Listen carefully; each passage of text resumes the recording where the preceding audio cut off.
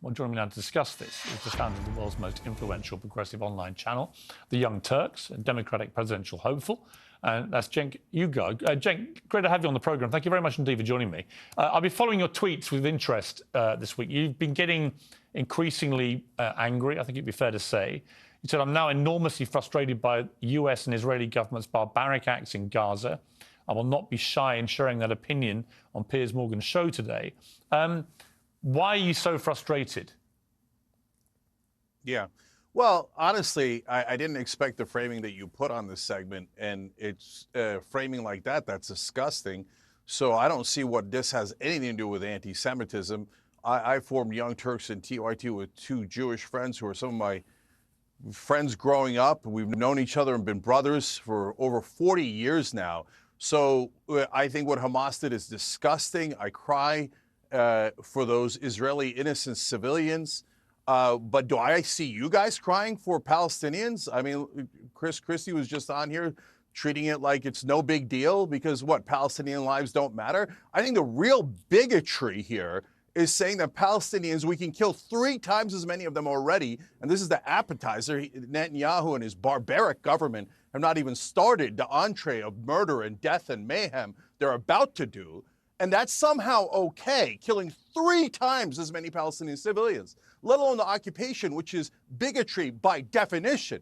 We say that everyone in the world can defend themselves, can have their own state, can have sovereignty, except the Palestinians. And the reasoning behind that is the Palestinians are what? They're what? The idea is that they are savages and that Muslims are too violent and cannot control themselves, so they must be occupied for 56 brutal, disgusting years. So I've had enough of the bigotry against Muslims and Palestinians, and I need you to speak out against that instead of covering every outrageous, atrocious action of the right-wing government of Israel and going, oh, it's anti-Semitism. No, and there is global anti-Semitism. There's anti-Semitism here in this country. 2 synagogues were shot up, Pittsburgh and in Southern California. We fight against that all the time. But then whenever Israel is criticized, people go, oh, no, it's anti-Semitism. No, there's real anti-Semitism. Instead of attacking that, all you guys ever do is hide behind the veil of anti-Semitism. Do you know why Palestinians might not like Israelis? Because they've been oppressed for 56 straight years. I hear you. And let me respond. A, I'm not you guys. I don't think I fit into any neat fit on this issue at all. B, I've actually covered this story, I think, more fairly than most people. I've had many pro-Palestinian voices I've given a huge platform for. They've been getting enormous audiences, from Bassem Youssef to others, and I've done that quite deliberately because I think these voices are important to be heard, including yours. I certainly wasn't accusing you, by the way, or your organisation of anti-Semitism. I just think I have found it, as somebody who's always identified as liberal myself, I've found it very dispiriting to see people who call themselves liberals whose instant response, it seemed to me, to one of the worst terror attacks we've ever seen was to immediately side with the place where these attacks had been launched from. Now, I don't tar all Palestinians with the brush of being Hamas at all. And in fact, the sooner Hamas are out of there, the better for the Palestinian people and the world. But I just think the only human response you can have is, as you did, by the way, to your credit, is it was disgusting what happened on October the 7th. Now, the question then becomes, what is a proportionate response by Israel?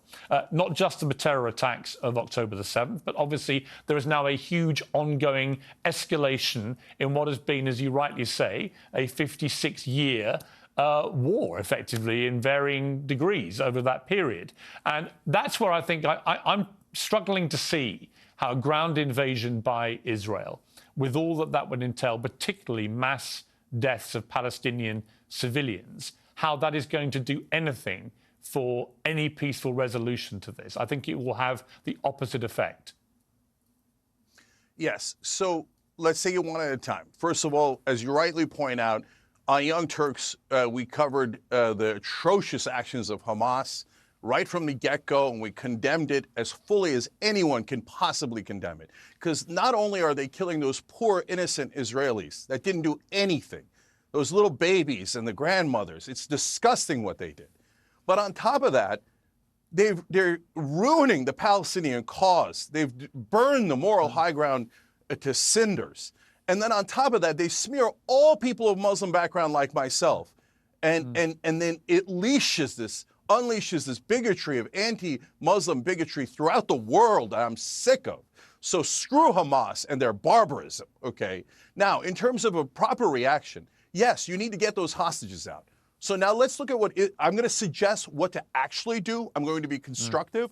But first, let's look at the unconstructive solution that Israel had. Dropping bombs on residential buildings. 50 ambulances have been hit. 10 out of 25 hospitals don't operate anymore. The incubators are about to run out of energy. There's 45 babies that might die today. The parents I just read on CNN are writing the names of the kids on their calves, on their legs, so that if they are killed in a bombing and they're mutilated, they could find their bodies. Imagine writing the name of your child on their legs so that you could find them in the rubble after Israel or any government drops a bomb on them. And I need the West to understand something. Bombs kill people. And do you know how they kill people? They incinerate them alive, or their heads explode. So what happened in Israel was a disaster and disgusting. But you have to be equally honest and equally outraged at the immorality of incinerating babies and grandmothers and aunts and uncles, which is what we're doing right now. America cannot keep sending aid for death and destruction. Enough of the occupation. End it today. End it today. It's monstrous. Okay, I'm going to get to the constructive solution. I completely understand your passion and your anger. I completely get this. I, like you, want to see some resolution at the end of this horror that we're witnessing. How do you get rid of Hamas if you don't do it the way Israel are currently doing it? How do you actually eradicate what has become a nihilistic ISIS-style terror group who've quite deliberately, in my estimation, committed an outrage of such appalling scale that they knew that this would goad Israel into this kind of response? So why they did that, what is motivating it, who might be putting them up to it, who's helped them prepare for this, these are all questions we don't know the answers to yet. But it seems to me that Israel could, if it's not careful, be being lured into a massive trap here. And I hope that is not the case. But I'm curious, how do you get rid of Hamas if you don't do it the way Israel is currently doing it, albeit with horrific collateral damage in the face of thousands of innocent Palestinians being caught up in the bombing? Yeah. So let me give you a short-term answer, long-term answer. And a lot of people are not going to like these, but these are realistic ways that you minimize civilian casualties. You do what America did with the Osama bin Laden raid. We didn't go drop a nuke on Pakistan. We didn't go destroy 6,000 residential buildings in the middle of Pakistan. We sent in special forces. Is it more dangerous to the special forces? Of course. That's the point of special forces. Try to find the hostages. Does it look like Israel's trying to find the hostages? If I have a family member that's a hostage, I'm disgusted by what Netanyahu's doing now. How do you know they're not in the buildings you're dropping bombs on? How do you know they're not in the tunnels you're dropping bombs on? How do you know they're not in the hospitals you're dropping bombs on? So if you want the hostages rescued, every rational human being can agree this is not the way to do it. This is the way to do death and destruction for the sake of death and destruction. It's collective punishment. It's genocide against Palestinians, and the world has to speak out. So my way is not pleasant either. It involves a lot of folks dying on both sides. I understand that. Those are super hard choices. But go find Hamas. Go find the hostages. Go rescue them instead of wantonly, indiscriminately killing after killing. And let's be honest, when you drop a bomb and a kid's head explodes and a grandmother is incinerated, that is terrorism. Killing 3 times as many civilians as Hamas is terrorism.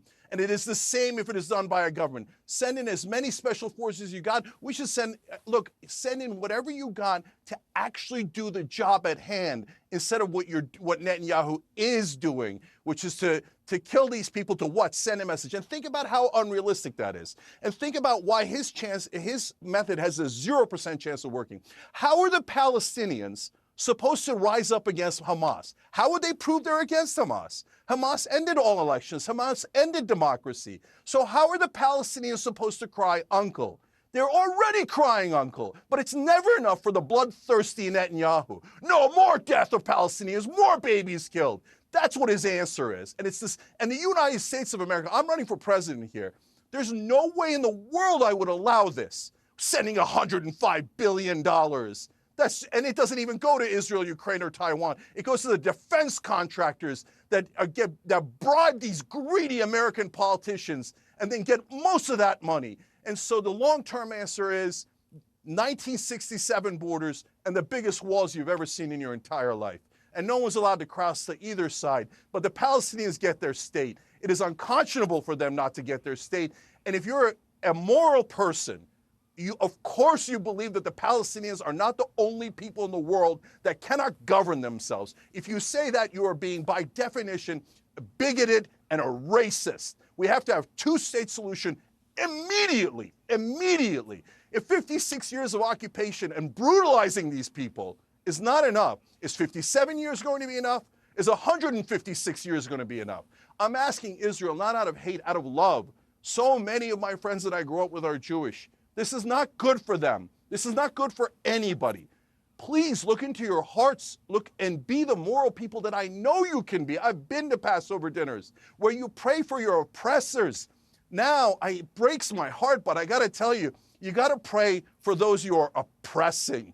And to say that you are not oppressing the Palestinians after brutalizing them for 56 long years, you're kidding yourself. And as a friend and an ally, I'm trying to get you to wake up and snap out of this trance.